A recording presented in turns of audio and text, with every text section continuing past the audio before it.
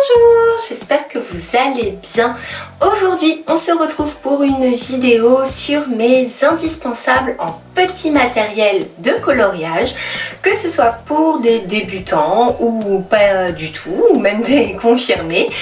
Voilà, je tiens à préciser que ce n'est que mon avis personnel, qu'évidemment la liste n'est pas du tout exhaustive, que vous pouvez avoir pour vous beaucoup plus d'indispensables. Pour moi, c'est le strict minimum. C'est ce que j'ai et je pense que voilà, c'est ce qui est indispensable et pour moi, pour l'instant, pas besoin d'en avoir beaucoup plus. Alors, on commence tout de suite avec mon petit pinceau que vous avez dû voir dans mes speed coloring, qui me sert tout simplement pour épousseter un petit peu les coloriages, pour enlever les petits résidus que peuvent laisser les polis ou les Prismacolor, car on sait que, vous savez, si on le fait avec la main et qu'il y a un petit morceau de mine qui se décroche pendant qu'on colorie et qu'on passe la main et que ça fait une grande trace sur les colos, on adore. Donc du coup voilà, le petit pinceau qui, celui-ci à la base est un pinceau de maquillage, hein, tout simplement, qui était pour de la poudre ou du blush, je sais plus. Ça fait hyper longtemps que je les ai jamais utilisé parce qu'il était trop petit, donc je l'ai subtilisé pour le coloriage et franchement c'est parfait. Donc un premier petit indispensable pour moi. Ensuite, un deuxième indispensable, il s'agit du blender Caran d'Ache. Évidemment, il en existe d'autres marques, seulement moi j'ai opté pour le Caran d'Ache car sur YouTube j'ai vu plusieurs vidéos qui disaient qu'il était parfait pour les Prisma et les polis, et comme ce sont les deux seules marques et gammes que je possède, effectivement il est génial. Pour ceux qui ne connaissent pas, le blender Caran d'Ache est un crayon soit en cire, soit à l'huile, incolore, qui sert pour tout simplement estomper le crayon de couleur et pour unifier des dégradés, des aplats, peu importe. Et vraiment c'est génial. Je l'utilise plutôt pour des petites zones, car pour les gros aplats j'utilise autre chose, mais pour des petites zones c'est parfait. Et il dure super longtemps, donc là bon, il est déjà bien entamé, mais ça fait un petit moment que je l'ai. Donc voilà, pour moi un deuxième indispensable, le blender. Troisième petit indispensable, il s'agit du Signo Uniball blanc. Donc c'est un stylo gel qui aura pour but de mettre un petit peu des touches de blanc, de lumière dans les coloriages. Je l'utilise notamment et surtout pour faire l'intérieur de l'œil, pour faire des fonds d'œil, pour que ce soit plus lumineux. Vous pouvez l'utiliser également pour faire des contours de fleurs par exemple, contourner les fleurs pour les faire ressortir et que ça ait un rendu un peu plus naturel. Donc voilà, pour moi un indispensable, ils sont géniaux, pareil ça fait un petit moment que je l'ai beaucoup utilisé et voilà, pour l'instant voilà, il est encore bien, bon, il est là quand même, mais ça fait un petit moment, donc je suis contente. Donc voilà, un indispensable. Ensuite, pour rester un petit peu dans la même gamme, je sais pas si on peut dire ça comme ça, c'est le Posca blanc. Alors vous allez me dire, oui mais Ornella, c'est exactement la même chose. Vous n'aurez pas tort, quelque part, très clairement.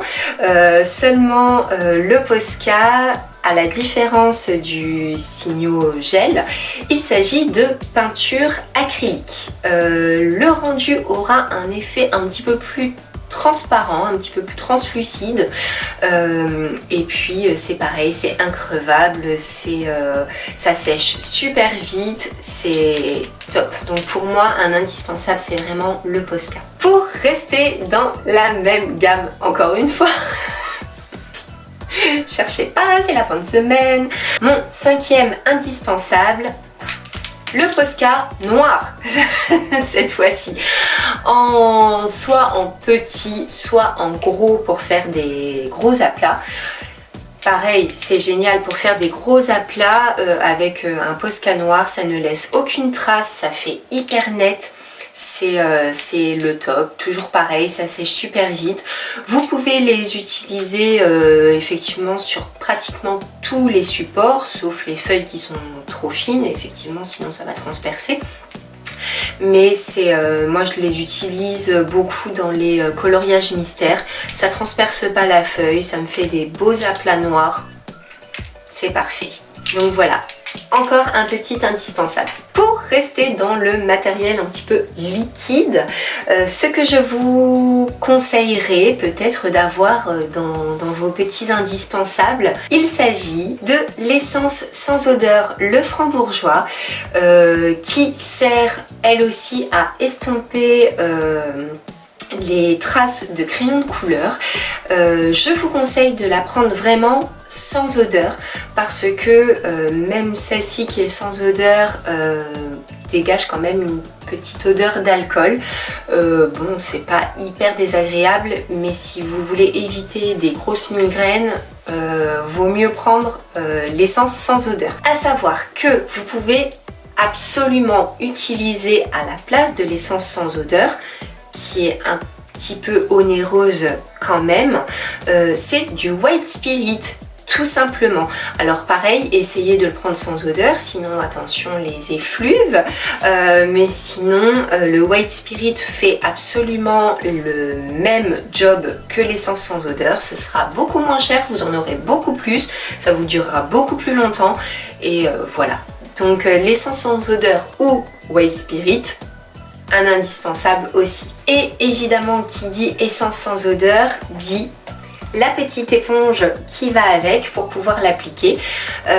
Du coup, tout simplement, vous mettez un petit peu d'essence ou de White Spirit sur l'éponge que vous venez prélever avec un petit coton-tige afin de pouvoir ensuite estomper vos aplats ou vos coloriages, tout simplement. Voilà. Et dernier petit indispensable pour moi, il s'agit d'avoir un bon taille-crayon. Si vous possédez des gammes de crayons qui sont un petit peu coûteuses, comme les Prisma, les Poby, voire même les Holbein, je pense que la taille du crayon est absolument primordiale si vous ne voulez pas user vos crayons beaucoup trop vite. Et donc, mon indispensable à moi, il s'agit du Tigal, vous vous en doutiez j'imagine, parce que vous savez que je l'adore.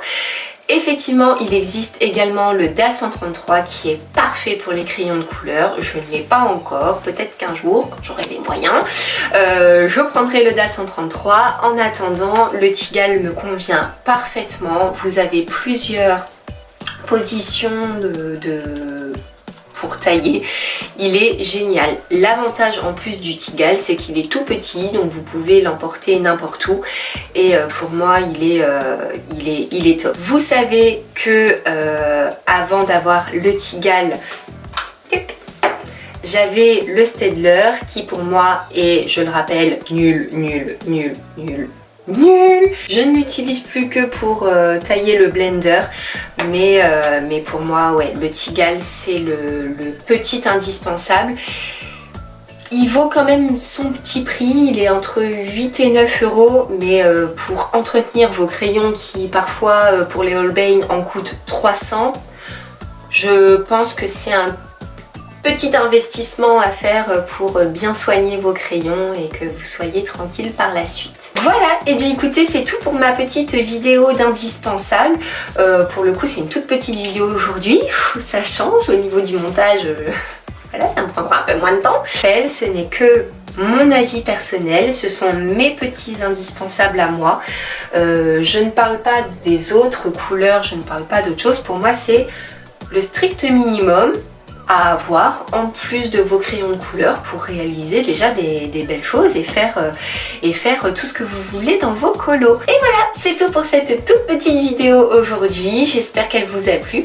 Si c'est le cas, n'hésitez pas à laisser un petit pouce en l'air, à commenter, à partager, à vous abonner si ça n'est pas déjà fait. D'ici là, portez-vous bien. Je vous souhaite de passer un très bon week-end. Je vous fais de gros bisous et à la prochaine.